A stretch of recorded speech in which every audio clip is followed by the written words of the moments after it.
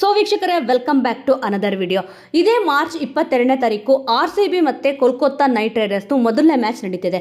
ಇದು ಕೋಲ್ಕತ್ತಾದ Eden gardens ಅಲ್ಲಿ ನಡೆಯುತ್ತೆ. ಸಂಜೆ 7:30ಕ್ಕೆ ಮ್ಯಾಚ್ ಇದೆ.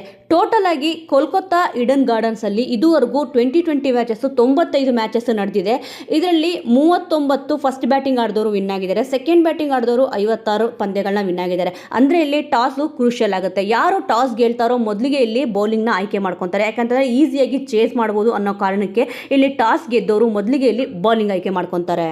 ಈ ಒಂದು ಗ್ರೌಂಡ್ನಲ್ಲಿ ಆವ್ರೇಜ್ ಸ್ಕೋರ್ ಬಂದೆ 167 ಇದೆ. ಇನ್ನು ನಾರ್ಮಲ್ ಆಡ್ಕೊಂಡು ಹೋದ್ರೆ 167 ಹೊಡಿಬೋದು. ಹೈಯೆಸ್ಟ್ ಸ್ಕೋರ್ ಬಂದು ಅದು ಕೋಲ್ಕತ್ತಾ ನೈಟ್ ರೈಡರ್ಸ್ ಅವ್ರದ್ದು ಇದೆ. ಏನಕ್ಕೆ ಅಂತಂದ್ರೆ ಹೋಮ್ ಗ್ರೌಂಡ್ ಅಲ್ವಾ, ಅದಕ್ಕೋಸ್ಕರನೇ ಇಲ್ಲಿ 261ಕ್ಕೆ 6 ವಿಕೆಟ್, ಇದು ಹೈಯೆಸ್ಟ್ ಸ್ಕೋರು. ಲೋಯೆಸ್ಟ್ ಸ್ಕೋರ್ ನೋಡೋಕೆ ಹೋದ್ರೆ ನಮ್ಮ RCB ತಂಡದ್ದಿದೆ, ಇಲ್ಲಿ 49ಕ್ಕೆ ಆಲ್ ಔಟ್ ಆಗಿದೆ. ಇದು ಯಾವುದೋ ಒಂದು ಜಮಾನೇ, ಬಟ್ ಇವಾಗ ಆ ರೀತಿ ಆಗಲ್ಲ. ಇನ್ನು ಹೈಯೆಸ್ಟ್ ಸ್ಕೋರು 261 ಇದೆ. ಬಟ್ ಇಲ್ಲಿ ಕೋಲ್ಕತ್ತಾ ಅವರು ಒಂದು ಹೋಮ್ ಗ್ರೌಂಡಲ್ಲಿ ಆಡ್ತಿರೋದ್ರಿಂದ ಅಡ್ವಾಂಟೇಜಸ್ ಕೂಡ ಜಾಸ್ತಿ ಇದೆ. ಈ ಬಾರಿ RCB ತಂಡ ಬಹಳ ಬಲಿಷ್ಠವಾಗಿ ಕಾಣ್ತದೆ.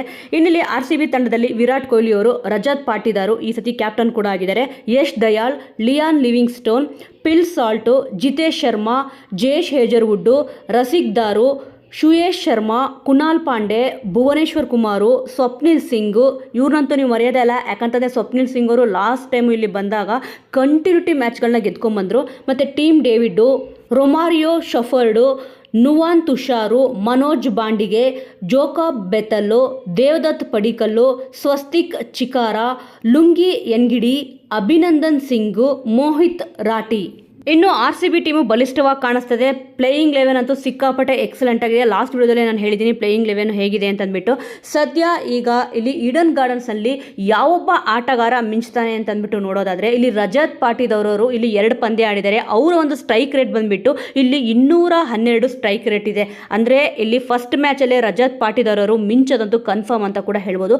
ಮತ್ತು ಈಡನ್ ಗಾರ್ಡನ್ಸಲ್ಲೇ ಇಲ್ಲಿ ಕೋಲ್ಕತ್ತಾ ನೈಟ್ ರೈಡರ್ಸಲ್ಲಿ ಇರುವ ಸುನಿಲ್ ನರೈನ್ ಕೂಡ ಇಲ್ಲಿ 5 ಮ್ಯಾಚ್ ಆಡಿದ್ದಾರೆ. ಅವರ ಒಂದು ಸ್ಟ್ರೈಕ್ ರೇಟ್ ಬಂದುಬಿಟ್ಟು 177 ಸ್ಟ್ರೈಕ್ ರೇಟ್ ಇದೆ. ಮತ್ತು ನಮ್ಮ RCB ಹೆಮ್ಮೆಯ ಆಟಗಾರ ಈ ಸತಿ RCBಯಲ್ಲಿ ಆಡ್ತಿದ್ದಾರೆ ಫಿಲ್ ಸಾಲ್ಟ್ ಅವರು ಕೂಡ ಅಷ್ಟೇ. ಅವರು ನೀವು ನೋಡಿರೋದು ಚಾಂಪಿಯನ್ ಟ್ರೋಫಿ ಇದ್ದಾಗ ಇಲ್ಲಿ ಅವರು ತುಂಬ ಚೆನ್ನಾಗಿ ಪರ್ಫಾರ್ಮೆನ್ಸ್ ಮಾಡೋಕ್ಕೆ ಆಗಿರಲಿಲ್ಲ. ಬಟ್ ಆದರೆ ಮೊದಲನೇ ಮ್ಯಾಚಲ್ಲಿ 100% ಆಗಿ ಇಲ್ಲಿ ಅವರೊಂದು ಉತ್ತಮವಾದ ಪರ್ಫಾರ್ಮೆನ್ಸ್ ಕೊಡ್ತಾರೆ. ಏನಕ್ಕೆ ಅಂತಂದರೆ ಈಡನ್ ಗಾರ್ಡನ್ಸಲ್ಲಿ ಅವರೊಂದು ಬ್ಯಾಟಿಂಗ್ ಪರ್ಫಾರ್ಮೆನ್ಸ್ ಅದು ತುಂಬ ಎಕ್ಸಲೆಂಟ್ ಆಗಿದೆ. ಏನಕ್ಕೆ ಅಂತಂದರೆ 200 ಸ್ಟ್ರೈಕ್ ರೇಟಲ್ಲಿ ಇಲ್ಲಿ ಅವರು ಬ್ಯಾಟ್ ಮಾಡಿದ್ದಾರೆ ಈಡನ್ ಗಾರ್ಡನ್ಸಲ್ಲಿ. ಇನ್ನು ಈ ಒಂದು ಪಿಚ್ನಲ್ಲಿ ಬೌಲಿಂಗು ಯಾರು ತುಂಬ ಚೆನ್ನಾಗಿ ಮಾಡಿದ್ದಾರೆ ಅಂತಂದರೆ RCBಯಲ್ಲಿ ಈ ಸತಿ ಆಡ್ತಾ ಇರೋದು ಜೇಶ್ ಹೇಜರ್ವುಡ್ ಅವರು ತುಂಬ ಚೆನ್ನಾಗಿ ಎಕ್ಸಲೆಂಟ್ ಆಗಿ ಬೌಲಿಂಗ್ ಮಾಡಿದ್ದಾರೆ. ಮತ್ತು ಇಲ್ಲಿ ವರುಣ್ ಚಕ್ರವರ್ತಿ ಅವರು ಕೂಡ ಅಷ್ಟೇ. ನೀವು ನೋಡಿರ್ಬೋದು ಇಲ್ಲಿ ಯಾವ ರೀತಿ ವರುಣ್ ಚಕ್ರವರ್ತಿ ಅವರು ಬೌಲಿಂಗ್ ಮಾಡಿದ್ದಾರೆ ಅಂತಂದ್ಬಿಟ್ಟು. ಇಲ್ಲಿ ಚಾಂಪಿಯನ್ ಟ್ರೋಫಿಲೂ ಕೂಡ ಅವ್ರದ್ದೊಂದು ಉತ್ತಮವಾದ ಪರ್ಫಾರ್ಮೆನ್ಸ್ ಬಂದಿತ್ತು. ಇಲ್ಲಿ ನಿಜವಾಗ್ಲೂ ಕೂಡ ಅವರು ಪ್ರತಿಯೊಂದು ಮ್ಯಾಚಲ್ಲೂ ಕೂಡ ವಿಕೆಟ್ ತೆಗೆದಿದ್ದಾರೆ.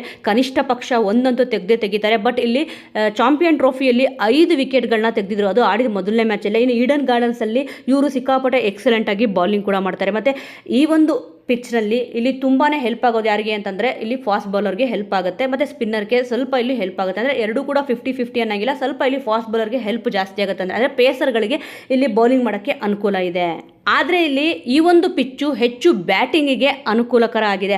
ಅಂದರೆ ಆ್ಯಾವ್ರೇಜ್ ಸ್ಕೋರು ನಾನು ನಿಮ್ಗೆ ಹೇಳಿದೆ 167. ನಾರ್ಮಲ್ ಆಗಿ ಹಾಗೋ ಹೀಗೋ ಆಡ್ಕೊಂಡು ಹೋದ್ರೂ ಕೂಡ 167 ರನ್ ಹೊಡಿಬೋದು. ಬಟ್ ಹೈಯೆಸ್ಟ್ ಸ್ಕೋರ್ ಬಂದುಬಿಟ್ಟು ಇಲ್ಲಿ KKR ಅವ್ರದ್ದೇ ಇದೆ. ಯಾಕಂತಂದರೆ ಇಲ್ಲಿ ಫಸ್ಟ್ ಬ್ಯಾಟಿಂಗ್ ಆಡಿದವ್ರಿಗೆ ಇಲ್ಲಿ ಅಡ್ವಾಂಟೇಜಸ್ ಸ್ವಲ್ಪ ಕಮ್ಮಿ ಇದೆ. ಸೆಕೆಂಡ್ ಬ್ಯಾಟಿಂಗ್ ಯಾರು ಆಡ್ತಾರೋ ಸಿಕ್ಕಾಪಟ್ಟೆ ಅಡ್ವಾಂಟೇಜಸ್ ಇದೆ. ಆಲ್ಮೋಸ್ಟ್ ಇಲ್ಲಿ ಸೆಕೆಂಡ್ ಬ್ಯಾಟಿಂಗ್ ಆಡಿರೋರೇ ಗೆದ್ದಿದ್ದಾರೆ. ಟಾಸ್ ಅಂತೂ ಸಿಕ್ಕಾಪಟ್ಟೆ ಕ್ರೂಷಿಯಲ್ ಆಗಿ ಆಗುತ್ತೆ. ಇನ್ನಿಲ್ಲಿ KKR ತಂಡ ಯಾವ ರೀತಿ ಕಾಣಿಸ್ತಿದೆ ಅಂತಂದರೆ ಅವ್ರದ್ದು ಪ್ಲೇಯಿಂಗ್ 11 ಈ ರೀತಿ ಇದೆ. ಕ್ವಿಂಟನ್ ಡಿಕಾಕೋ ಇಲ್ಲಿ ವಿಕೆಟ್ ಕೀಪರ್ ಆಗಿರ್ತಾರೆ. ಸುನಿಲ್ ನರೈನ್ ಅವರು ಮತ್ತು ಅಜಿಂಕ್ಯ ರಹಾನೆ ಅವರು ಕ್ಯಾಪ್ಟನ್ ಇದ್ದಾರೆ. ಮತ್ತು ವೆಂಕಟೇಶ್ ಅಯ್ಯರು, ರಮಣ್ದೀಪ್ ಸಿಂಗು, ರಿಂಕು ಸಿಂಗು, ಆಂಡ್ರೋ ರಜಲ್ಲು, ವರುಣ್ ಚಕ್ರವರ್ತಿ, ಹರ್ಷತ್ ರಾಣಾ, ಉಮ್ರಾನ್ ಮಲ್ಲಿಕ್, ಆಂಡ್ರಿಕ್ ನೊಕಿಯಾ. ಇನ್ನಿಲ್ಲಿ ಮೊದಲನೇ ಮ್ಯಾಚಲ್ಲೇ ಇಲ್ಲಿ ಹಾಲಿ ಚಾಂಪಿಯನ್ನ ಇಲ್ಲಿ RCB ತಂಡದವರು ಎದುರಿಸ್ತಿದ್ದಾರೆ. ನಿಜವಾಗ್ಲೂ ಕೂಡ KKR ತಂಡ ಸ್ವಲ್ಪ ಬಲಿಷ್ಠವಾಗಿ ಕಾಣ್ತಿದೆ.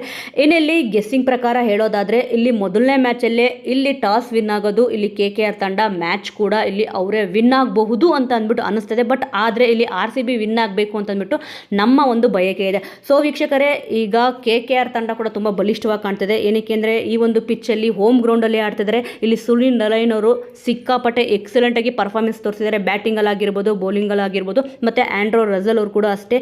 ಇಲ್ಲಿ KKR ತಂಡವರು ತುಂಬ ಬಲಿಷ್ಠವಾಗಿ ಕಾಣಿಸ್ತಿದ್ದಾರೆ. ಮೊದಲನೇ ಪಂದ್ಯದಲ್ಲೇ ಇಲ್ಲಿ ಈ ರೀತಿ ಆಗಬಹುದು ಅಂತ ಅಂದ್ಬಿಟ್ಟು ಹೇಳ್ತಿದ್ದೀವಿ. ನಿಮ್ಮ ಅನಿಸಿಕೆಯ ಪ್ರಕಾರ ಇಲ್ಲಿ R C B playing eleven ಹೇಗಿದ್ರೆ ಚೆನ್ನಾಗಿರುತ್ತೆ, ಮತ್ತು ಇಲ್ಲಿ ನಿಮ್ಮ ಪ್ರಕಾರ ಯಾರು ಟಾಸ್ ವಿನ್ ಆಗಬಹುದು ಅಥವಾ ಯಾರು ವಿನ್ ಆಗ್ತಾರೆ ಅಂತ ನೀವು ಅಂದ್ಕೊಂಡಿದ್ದೀರಾ?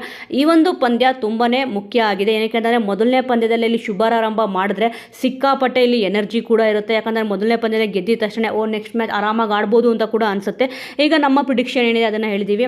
ನಿಮ್ಮ ಪ್ರಕಾರ ಇಲ್ಲಿ ಮೊದಲನೇ ಮ್ಯಾಚು KKR ಮತ್ತು RCB ಏನೊಂದು ಮೊದಲನೇ ಮ್ಯಾಚ್ ಆಡ್ತಿದೆ, ಇಲ್ಲಿ ಯಾರು ಟಾಸ್ ವಿನ್ ಆಗ್ಬೋದು, ಯಾರು ಈ ಒಂದು ಮ್ಯಾಚಲ್ಲಿ ಇಲ್ಲಿ ಹೀರೋ ಆಗ್ಬೋದು ಅಂತ ನೀವು ಅಂದ್ಕೊಂಡಿದ್ದೀರಾ ಅಂತ ಮಿಸ್ ಮಾಡದೆ ಕಮೆಂಟ್ ಮೂಲಕ ತಿಳಿಸಿ. ಮುಂದಿನ ವಿಡಿಯೋದೊಂದಿಗೆ ಮತ್ತೆ ಸಿಗೋಣ.